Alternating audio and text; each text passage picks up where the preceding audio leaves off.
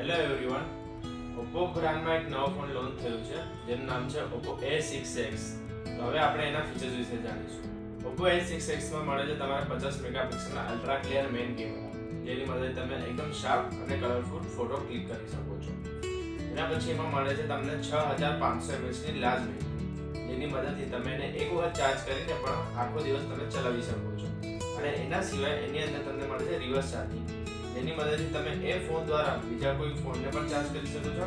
એના સિવાય accessories, buds, neckband એ ઘણી બધી વસ્તુ પણ ચાર્જ કરી શકો છો. ચાર્જિંગમાં તમને મળે છે 45 વોટનું super hook charging. 45 watt super hook ચાર્જિંગથી તમે એને ઘણી બધી સ્પીડથી ચાર્જિંગ કરી શકો છો.